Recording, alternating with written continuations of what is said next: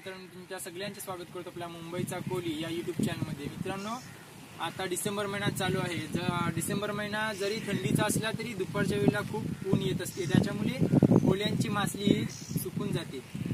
पण मागील 3-4 दिवस झाले खूप पाऊस पडत आहे आणि आजही पाऊस पडत आहे, त्यामुळे कोल्यांच्या मासलीचे फार मोठ्या प्रमाणात नुकसान झाले आहे। ती पाणी पडत असल्यामुळे पाण्यात वाहून गेली आहे आणि ती पुन्हा सुकणार नाही। चला मित्रांनो, आता पाहूया कोल्यांचे मासलीचे कसे नुकसान झाले आहे।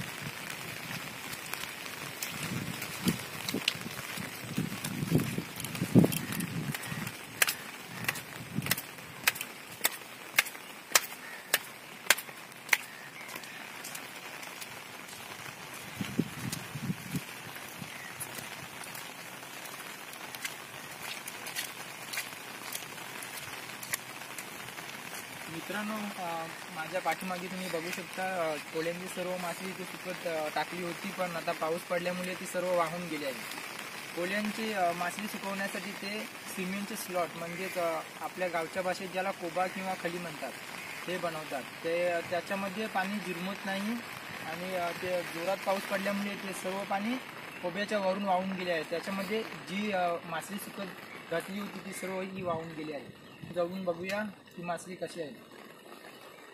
तर मित्रांनो, तुम्ही बघू शकता कशी पाण्यामध्ये मासली वाहून गेली आहे। मित्रांनो, कोल्यांचे मेहनत किंवा असे दुःख कष्ट ते कधी लोकांपर्यंत पोहोचत नाहीत। फक्त चांगली जास्त मासली जेव्हा भेटते तेच व्हिडिओ तुम्हाला पाहण्यासाठी मिळतात। तर आपण एक आज नवीन प्रयत्न केला आहे काहीतरी नवीन दाखवण्याचा। तर बघू शकता मित्रांनो, कशा प्रकारे पाणी जोरात वाहत आहे आणि त्याच्यामध्ये सर्व मासली वाहून गेली आहे। सर्व मासली ही खराब झाली आहे। बघा मित्रांनो, एकदम मोठा स्लॉट आहे, खूप एकदम जास्त प्रमाणात नुकसान झाले आहे। बघू शकता तुम्ही, सर्व तिकडे पाऊस आहे। जेव्हा जेव्हा निसर्गाचा असा अचानक रंग बदलतो तेव्हा कोल्यांना आणि शेतकऱ्यांना खूप मोठ्या प्रमाणात त्याचा फटका बसतो, त्यांचे नेहमी नुकसान होत असते। ते मित्रांनो, आपला कोळी बांधव जेव्हा मासेमारीसाठी खोल समुद्रात जातात तेव्हा 3 दिवस किंवा 4 दिवस ते कंटिन्यू पाण्यातच असतात।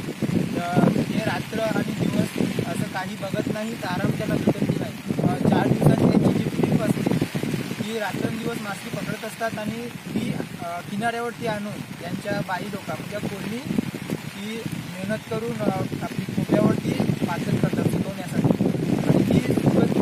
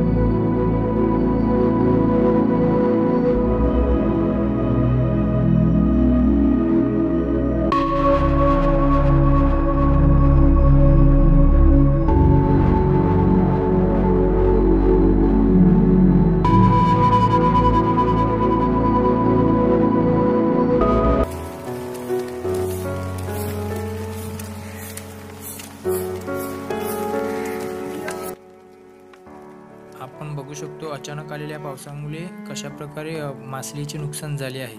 आता ही मासली परत सुकणार नाही, त्याच्यासाठी ही गोळा करून समुद्रात टाकण्यात येईल।